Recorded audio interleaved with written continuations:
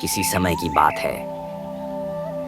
एक विशाल और घने जंगल का राजा था, सिंहराज वीर। वह शक्तिशाली, साहसी और गर्वीला था। उसकी दहाड़ सुनकर सारा जंगल कांप उठता था। सभी जानवर उसे भगवान जैसा मानते थे। राजा वीर के दो सियार मंत्री थे, सत्यु और दमनक। सत्यु ईमानदार, बुद्धिमान और निष्ठावान मंत्री था। वह हमेशा राजा और जंगल के भले के बारे में सोचता था, लेकिन दमनक का स्वभाव उसके बिल्कुल उल्टा था। चालाक, ईर्ष्यालु और षड्यंत्रकारी। उसकी हर बात में खुद का स्वार्थ छुपा होता था। इसी वजह से राजा वीर ने उसे दरबार से पहले ही निकाल दिया था। एक दिन सुबह के समय सिंहराज जंगल में अकेला घूम रहा था। सूरज की किरणें पत्तों से गुजर रही थीं, पक्षी चहचहा रहे थे। तभी उसे दूर से एक भयानक दहाड़ जैसी आवाज सुनाई पड़ी। राजा वीर एकदम चौंक गया। उस आवाज में इतनी शक्ति थी कि पेड़ भी हिलते हुए लग रहे थे। ये कैसी आवाज है? राजा के मन में डर बैठ गया। उसने सोचा, शायद कोई बड़ा और भयंकर जानवर जंगल में आ गया है, जो मुझे ही चुनौती देना चाहता है। डर के कारण उसके पैर कांपने लगे और वह अपने ओडार में जाकर छिप गया। जंगल के अन्य जानवरों को तो कुछ समझ नहीं आया, लेकिन दोनों मंत्री सियारों ने राजा के चेहरे की बेचैनी साफ देख ली। सत्यु ने महसूस किया कि राजा किसी वजह से बहुत भयभीत है, लेकिन दमनक के मन में कुछ और ही चल रहा था। उसने सोचा, अब मेरा समय आ गया है। इसी डर का फायदा उठाकर मैं अपनी खोई हुई जगह वापस पाऊंगा। दमनक सत्यु के पास गया और बोला, मित्र, आज महाराज को क्या हुआ है? मुझे समझ आ रहा है कि वे किसी भयानक जानवर से डर गए हैं। यदि मैं उस जानवर को राजा का मित्र बना दूं, तो न केवल मेरा सम्मान बढ़ेगा, बल्कि मैं फिर से मंत्री भी बन जाऊंगा।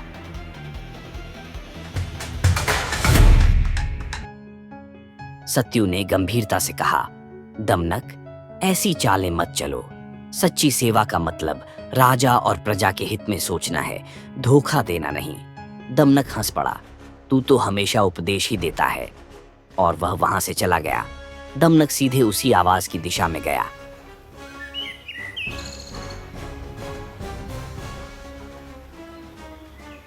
कुछ दूर चलने के बाद उसने एक बड़ा, ताकतवर और सुंदर बैल देखा। वह था संजीवक। संजीवक बाढ़ में बहकर जंगल में आ फंसा था और यहीं रहने लगा था। वह बुद्धिमान और दयालु स्वभाव का था। दमनक पास जाकर मुस्कुराते हुए बोला, ओ बैल, तुम बहुत शक्तिशाली और बहादुर दिखते हो। हमारे सिंहराज वीर भी तुम्हारे जैसे मित्र की खोज में है। संजीवक ने विनम्रता से कहा, राजा के साथ मित्रता करना मेरे लिए सौभाग्य की बात होगी।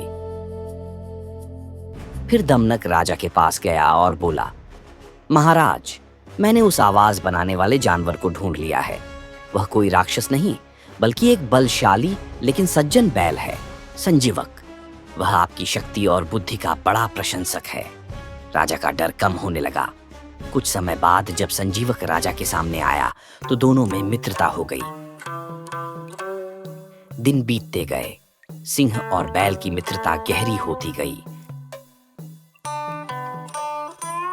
संजीवक की बुद्धि, सरलता और सलाह ने राजा को बहुत प्रभावित किया। यहां तक कि राजा ने उसे अपना सलाहकार बना लिया। लेकिन दमनक का दिल जल उठा।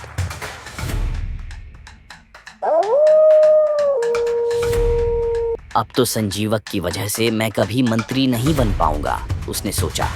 दमनक ने षड्यंत्र बुनना शुरू किया। वह पहले राजा के पास गया और धीरे से बोला, महाराज, मुझे कुछ गुप्त बातें पता चली हैं। बैल संजीवक आपकी शक्ति और राजगद्दी से डर गया है। वह सोच रहा है कि आपको हटाकर जंगल का राजा बन जाए। राजा ने पहले विश्वास नहीं किया, लेकिन दमनक ने झूठे प्रमाण और बातें बनाकर उन्हें और भ्रमित किया।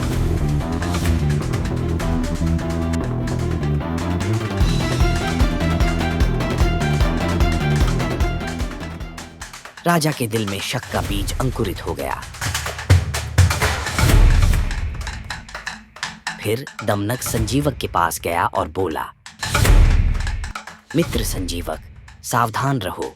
राजा वीर तुम्हारी लोकप्रियता और प्रभाव से डर गए हैं। उन्हें लगता है कि एक दिन तुम उन्हें हटा सकते हो। संजीवक आश्चर्य में पड़ गया। अरे, ऐसा कैसे हो सकता है? राजा तो मेरे मित्र हैं। दमनक बोला, मित्रता तब तक रहती है जब तक ईर्ष्या नहीं जन्म लेती। और वह वहां से चला गया। अब दोनों तरफ शक पैदा हो चुका था। राजा को लगा, क्या संजीवक सच में मेरा दुश्मन बन रहा है? संजीवक को भी लगा, क्या राजा अब मुझ पर भरोसा नहीं करते? एक दिन अचानक आमना सामना हो गया।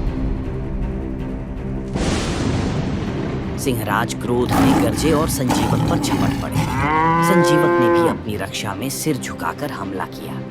जंगल के जानवर दूर खड़े देखकर कांप रहे थे। धूल उड़ने लगी, दहाड़ गूंजने लगी, लेकिन अंत में शक्तिशाली सिंह ने संजीवक को मार डाला।